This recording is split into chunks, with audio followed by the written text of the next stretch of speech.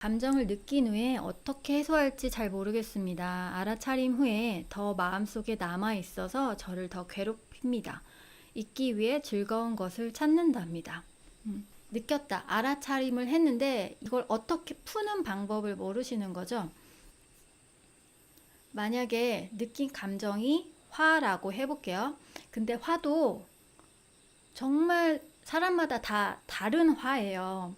여기서 이렇게 화가 올라오는 게 느껴지는데 슬픔과 복합된 슬픔과 연결된 그런 화가 있고, 슬프면서 화나는 거 그런 게 있고, 정말 증오심, 누군가를 죽이고 싶다 이런 정도의 화가 있고, 화도 정말 화가 난다도 정말 으악 하는 화가 있고, 화가 나, 화가 나, 요 정도의 화가 있는 거죠. 그래서 내가 느끼고 제대로 느끼고 그 느낀 거를 표현해 주면 돼요. 그런데 다른 사람에게 피해가 가면 안 되겠죠. 이거는 내 마음속에서 일어난 일이기 때문에 다른 사람한테 피해 안 가고 나도 안전하게 풀어야 돼요. 제가 했던 방법은, 만약에 화다. 근데 막 화를 느껴봤더니 막 뭘 때리고 싶어, 누굴 패고 싶어. 그 떠오른 기억, 그 감정 안에서 이 사람을 나는 사실 그때 때리고 싶었어. 그러면은 실제 사람을 때리는 게 아니고 뭐 베개나 인형이나 이런 거를 가지고 연극하듯이 하는 거예요. 그러니까 내가 속에서 느껴지는 그대로를 그 감정에게, 그 감정을 가지고 있는 나의 내면 아이에게 내 몸을 빌려준다 라고 생각하고, 너 마음껏 해봐. 내가 대신 해줄게. 이 안전한 공간과 장소와 시간에서 내가 네가 하고 싶었던 거 다 풀어줄게 하는 거예요. 그래서 처음에 이런 작업을 하시기 전에 먼저 안전한 장소, 안전한 시간을 마련하시고 하셔야 합니다. 다른 사람에게 피해 안 가고 나도 안전한 그런 시간과 장소를 확보하시고 시작하셔야 돼요. 제 마음이 바뀌면 남들도 바뀌는 걸까요? 아니면 그냥 제 마음이 바뀌어서 제가 편해진 걸까요? 제 경험상 그 두 개 다 돼요. 배우자는 강제결혼 아니고 내가 좋아서 선택한 배우자라는 전제에 한해서예요. 배우자는 내 무의식이 딱 맞아 떨어지는 사람과 결혼하게 돼 있어요. 그래서 그게 아구리가 이렇게 딱 맞기 때문에 싸우는 거예요. 부부는 원수가 된다는 거예요. 근데 이렇게 아다리가 딱 맞았는데, 이렇게 들어가고 나온 부분이 딱 맞았는데 한 사람이 정화를 해서 변했어요. 그러면 이렇게 딱 맞았어야 됐는데 이게 안 맞아져요. 그러면은 이 사람이 맞추려고 따라서 변하든지, 왜 이렇게 안 맞는 거야 하고 다툼이 생기기도 해요. 근데 제 경험상 보면은 이 두 가지를 다 하게 되더라고요. 이렇게 아다리가 안 맞기 때문에 다툼이 되는 경우도 있고, 어떨 때는 부드럽게 잘 이 사람이 변해서 아구가 잘 맞아지는 경우도 있고요. 그리고 내 마음이 변해서 남들 상황을, 세상을, 다른 사람을 보는 게 바뀌기 때문에 내 액션이 변하고, 그래서 남들도 바뀌는 부분도 분명히 있어요. 그래서 두 가지 다 존재합니다. 화를 내지 않는 것이 목표인지, 아님 나 지금 화가 났네 멈춰 하는 뜻으로 고무줄만 튕기고 끝나는 건지, 아님 나 지금 화났어 하지만 화 안 낼 거야, 하지만 내가 화나는 마음을 이해해 라고 나를 다독여 주는 건가요? 일단은 화를 안 내는 게 목표가 되면 안 돼요. 화는 나쁜 감정이 아니에요. 화가 필요할 때도 있어요.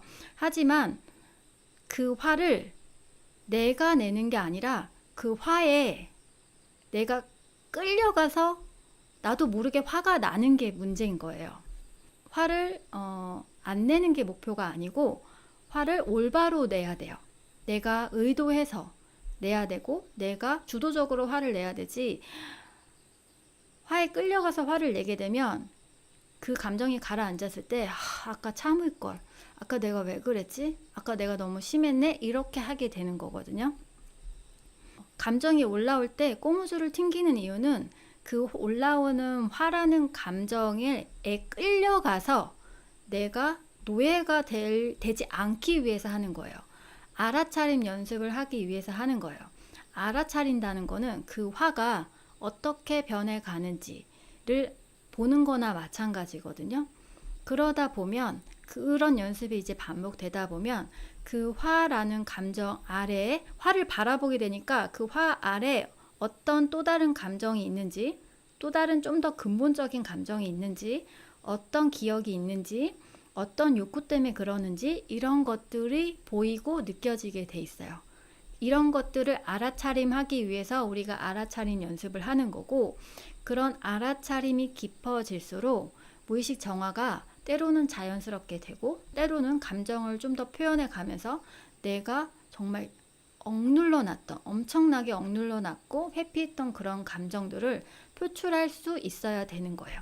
그래야 걔가 떠나게 돼요. 오래전 과거에 상처 준 이들에 대해 한 명씩 기억마다 떠올려서 감정을 아려추는 연습을 계속하고 있는데요.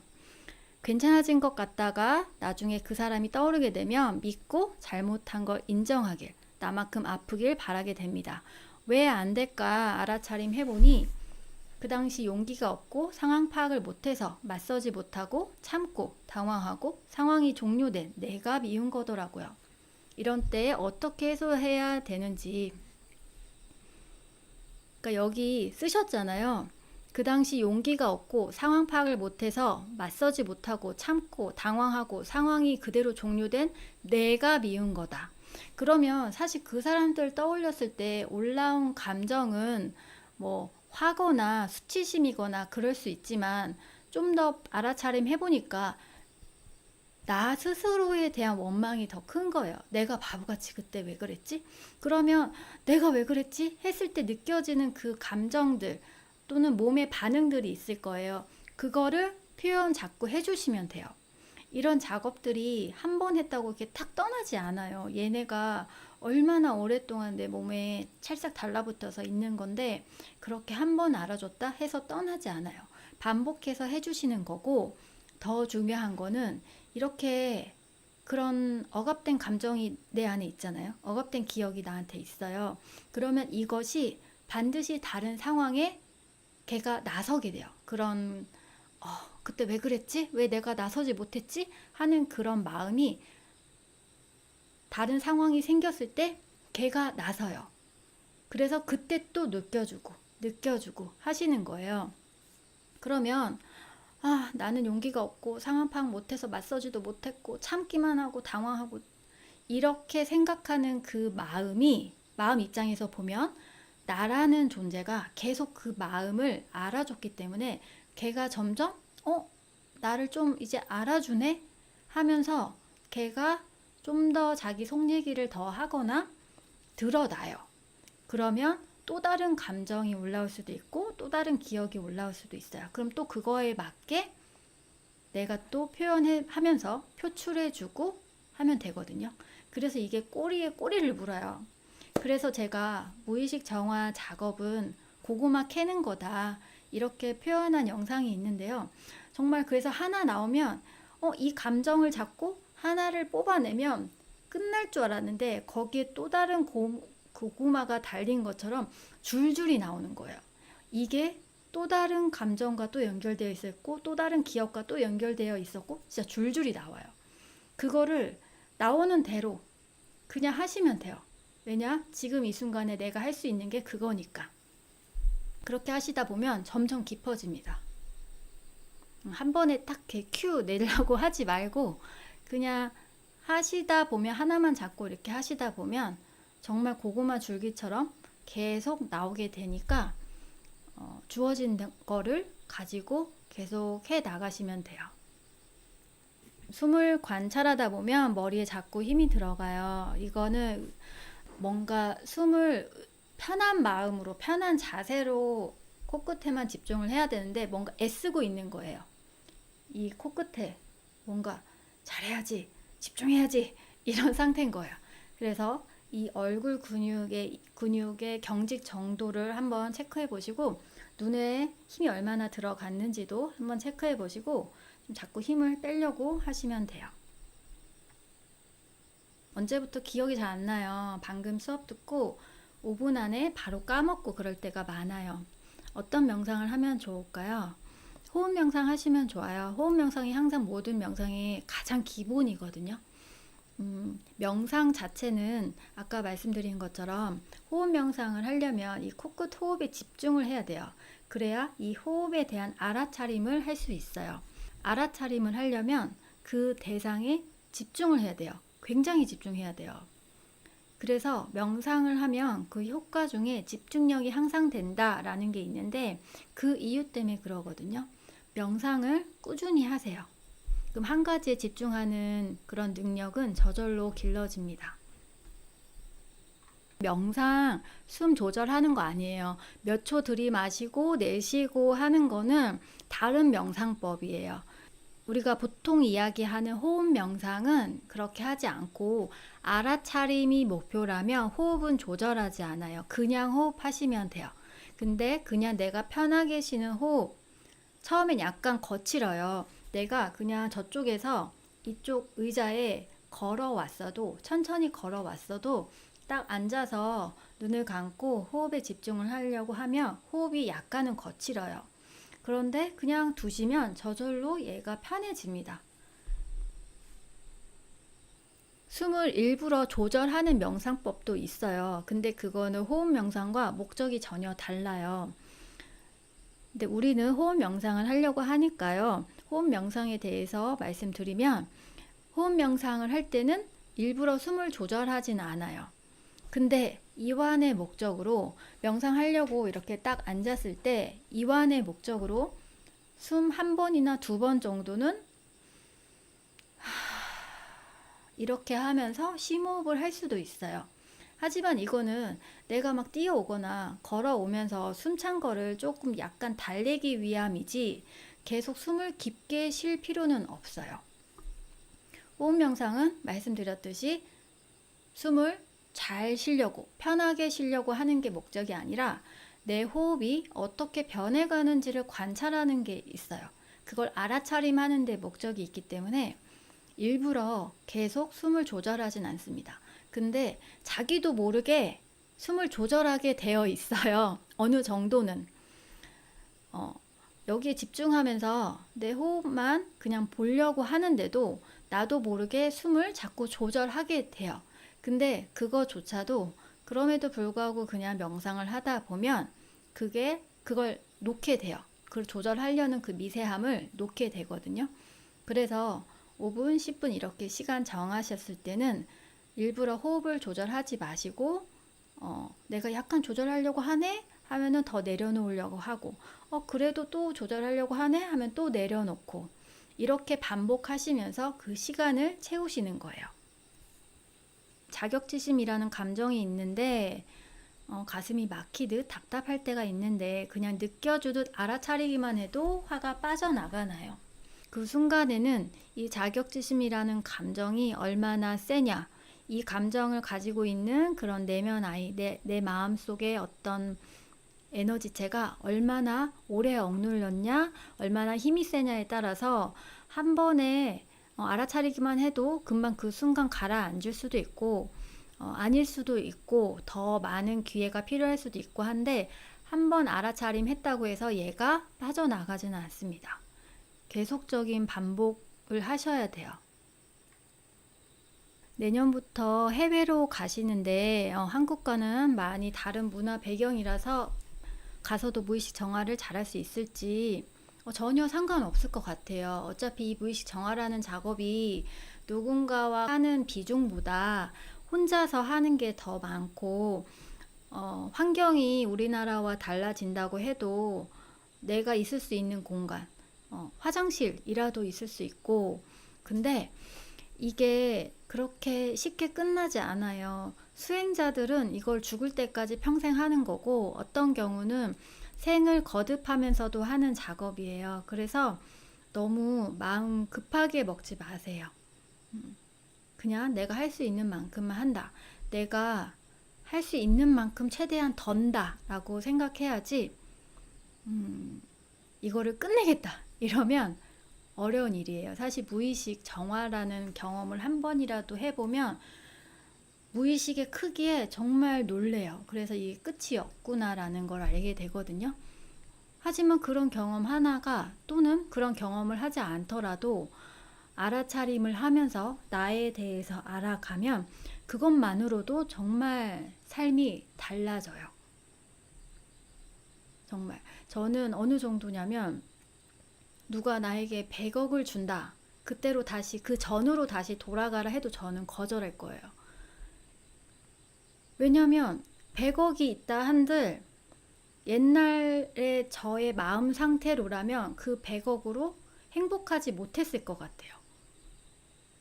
그래서 이걸 알게 됐다. 이걸 공부하게 됐다. 뭔가라도 조금 알게 됐다라는 사실에 저는 정말 행복하고 정말 만족해요. 이 공부를 하게 된 이유가 힘든 일이 굉장히 힘든 일이 있었는데 그때는 왜 나한테 이런 일이 생겼지? 이런 생각들을 참 많이 했었는데 오히려 그때 나한테 그런 일이 생겨서 정말 다행이다. 정말 감사하다. 이런 마음이 정말 우러나거든요. 사람이 아무리 돈이 많아도 쉽게 자기 목숨을 끊는 경우도 많잖아요. 그런 사람들 보면 아니 저렇게 돈이 많은데 왜 저러지? 우리는 할 수 있지만 마음의 힘이 그렇게 대단한 거예요. 마음 하나 잘 다스리지 못하면 뭐가 필요하겠습니까? 자다가 꿈을 꿨는데 깨서 내용은 생각이 안 나지만 슬픔인지 무서움인지 내가 가슴을 엄청 졸이다가 깼어요. 무의식에 눌러있던 감정이 올라온 걸까요? 꿈은 특히 이제 감정이 강하게 느껴지는 꿈은 다 무의식에 있는 것들이 표출됐다고 보시면 돼요. 그래야 편해요. 근데 그거를 이 상징물은 이거고 뭐 이러니까 뭐 어떨 거야 뭐 이렇게 분석하기보단 뭔가 있구나. 뭐 슬픔이 느껴졌으면 뭔가 내 안에 슬픔이 있구나 라고 생각하시면 돼요. 꿈 얘기하니까 생각이 나는데 제가 항상 자주 꿨던 꿈이 있어요. 모두 다 있으실 거예요. 그쵸?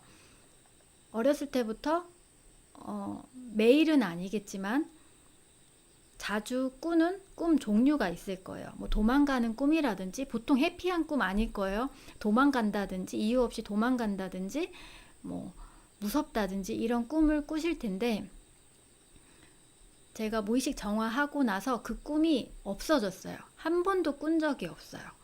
그리고 꿈을 잘 꾸지도 않고 그렇게 됐거든요. 저도 이제 보통 여러분들하고 비슷하게 제가 자주 꿨던 꿈이 뭐 도망가는 꿈이었어요. 이유 없이 도망가는 꿈. 그래서 화장실 갔는데 변기를 쓸 수 없는 상태. 그때는 뭐 깨우고 나서 수계로 그런 소리 하는 거죠. 왜 꿈에서 똥을 뭐 바른다거나 만진다거나 하면은 돈이 생긴다는 말이 있잖아요. 그때 똥을 발랐어야 되는데 뭐 이런 그런 꿈들이 이제 없어졌더라고요. 뭔가 내 안에 이제 막혀 있는 거, 답답한 거, 뭔가 두려움, 그런 것들이 이제 해소가 되니까 그런 꿈은 꾸지 않고요. 꿈을 잘 감정적으로 이제 느껴보시면, 그리고 꿈속에서 했던 생각들, 반복적으로 하는 생각들, 꿈속에서 그런 것들을 잘 보시면, 나한테 이런 면이 있구나. 내가 이거를 한번 깨볼까? 이런 생각 할 수도 있어요. 평소에도 가끔 명상할 때 꼭 명치가 막히고 눌리는 느낌이 들어요. 그래서 호흡이 너무 답답해서 편안하게 숨이 쉬어지지 않아요. 억눌린 감정이 많아서일까요? 3번 차크라가 막혀 있다는 이야기도 들은 적이 있는데 명상하며 편안하게 호흡하고 싶은데 힘들어요. 저도 그랬거든요. 저도 특히 3번 쪽이 여기 명치 쪽이죠. 여기가 묵직하고 그랬는데요. 일단 3번 차크라가 유독 더 막힌 듯 답답할 때가 있어요. 원래도 좀 답답한데 유독 막힌 듯 더 답답하다. 이럴 때는 그쯤에 내가 좀 감정을 참거나 감정이 편하지 않은 때, 그런 때가 많고요. 여기가 답답하다고 해서 그 원인이 3번 차크라 자체에 있지 않는 경우가 굉장히 많습니다. 보통의 우리의 무의식적인 상처들은요, 1번, 2번에 굉장히 많아요. 세션을 하다 보면은 거기서 다 올라오시고요. 그게 이제 보통의 그런 상처들이 감정을 유발하고 감정이 억압되고 회피되어 있기 때문에 3번이 반응을 많이 해요. 3번, 4번, 5번까지요. 근데 이제 명상을 할 때 이 느낌이 싫다라고 해도요. 명상을 쭉 오래 할수록 요게 저절로 편해져요. 너무 편안한 명상 시간을 원하기보단 그냥 내가 여기가 이렇네 라고 알아차림하면서 명상의 양을 채워가시면 좋겠어요. 자, 명상을 할 때는 그렇게 하고요. 일상에서는 알아차림을 하시는데 여기 3번 차크라 부분이 더 유독 확 한다, 그런 느낌이 난다 할 때 그때 더 본인을 느껴보려고 하시면 더 좋을 것 같습니다. 본인에게 맞는 싱잉볼을 찾는 방법은 어떤 게 있나요? 이게 용도가 중요하죠. 근데 여기 계신 분들은 보통 이제 에너지적으로 조금 더 정화를 하고 싶고 그러시다면 조금 가장 정확하게 찾는 방법은 세션을 받으시면 알아요. 세션을 받으시면 저는 찾아주거든요. 근데 그것만 또 고집할 필요는 또 없는 게 사실 하나의 싱잉볼 소리를 잘 들어보시면 소리가 한 음이 아니에요. 윙윙 윙 하면서 이렇게 여러 음을 건드리거든요. 여러 주역대를 다 건드려요. 조금씩은. 그래서 소리가 가장 자기한테 맞는 거, 제가 추천하는 방법은 크게 사실 상관은 없다. 근데 하나를 제대로 좀 하나 갖는다면 사이즈는 작은 것보다 적당히 큰 거, 예를 들어서 제 손뺨 이것보다 한 요 정도? 요 정도 되는 거가 좀 어느 정도 큰 게 좋아요. 활용도 좋고 사람 구별 없이 써주기도 좋고요. 그리고 소리는 너무 높지 않은 거, 낮은 거 위주로 하시는 게 좋다고 생각하고 저는 지인들이 물어보면 그런 걸 추천해요. 하지만 가장 정확하게 찾을 수 있는 방법은 세션을 받으시면은 알 수 있어요. 최근 부모님께 엄청난 분노가 올라왔어요. 가슴이 아플 정도로, 소리치고 싶을 정도로. 네, 그 분노의 모양이 느껴지시죠? 그러면 가슴이 아플 정도로 여기가 너무 승질나, 가슴이 아파, 소리치고 싶어. 그럼 소리 지르시면 돼요.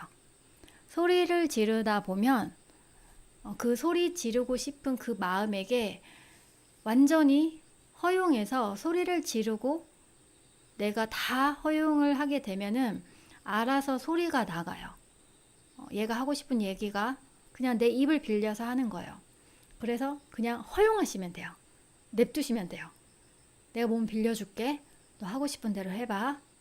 마음껏 하게 해줄게. 그러려면 아까 말씀드린 것처럼 안전한 장소와 상황과 시간을 만드셔서 하셔야 돼요. 꼭. 저는 한참 할 때 차 안이 제일 편했어요. 특히 비가 올 때. 그러면 차 안에서 소리를 지르거나 뭐 그래도 밖에 잘 들리지 않고요. 제가 이제 주변 사람들한테도 쉽게 할 수 있는 방법으로 추천드리는 게 운전을 하시면 운전하면서 이게 막 신호 잘 걸리고 이런 데서는 좀 뻘쭘하고 본인도 막 운전 신경 써야 되기 때문에 안 되죠. 그러니까 뭐 고속도로나 이렇게 막 뻥 뚫린 데 있잖아요. 그런 데서 운전을 하시면서 안전운전 하시면서 이렇게 하시는 거예요. 잠깐씩. 좀 전에 엄마한테 엄청나게 분노 표출했어요. 이거는 분노를 알아차림한 게 아니라 그 분노에 올라탄 거예요. 근데 강한 감정일수록, 내 안에 억눌린 그 감정이 가장 강한 감정일수록 올라타기가 쉬워요. 내가 주도하에 그 감정을 알아차림하고 하기보다는 그 감정에 끌려다니기가 쉬워요. 그래서 안전한 장소와 상황과 시간에서 그 감정을 표출시키는 작업이 필요해요. 이때 알아차림을 연습하기 위해서 엄마라는 대상을 정했으면 꼬무줄을 걸고 엄마한테 화가 나려고 하네? 화가 나네? 할 때 꼬무줄을 튕기고 나 혼자만의 시간을 딱 오는 거고요. 엄마한테 엄청나게 분노 표출을 했으면 그 이후에 지났지만 그 상황을 인지하시고 엄마한테 엄청난 분노가 있구나 라고 생각하시고 엄마를 대상으로 연습을 하시면 좋아요. 결혼 전에 무의식 정화를 하게 되면 정화하기 전과 다른 배우자를 만날 수도 있나요? 우리가 어떤 선택을 했을 경우와 안 했을 경우 두 가지 인생을 다 보고 결정할 수 있다면 재밌을 것 같아요. 그쵸? 근데 저는 무의식 정화가 완전하게 되면 정화하기 전에 내 마음 상태로라면 이 사람을 선택했을 텐데 정화 후에라면 다른 사람을 선택할 수 있다고 생각을 해요.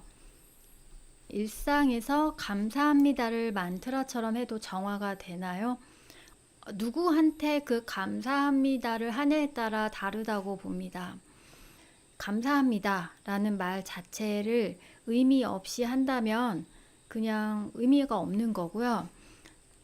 감사합니다를 누구에게 하는 건지, 어떤 마음가짐으로 이 감사합니다를 하는 건지에 따라서 정화가 되고 안 되고의 차이가 있다고 생각해요.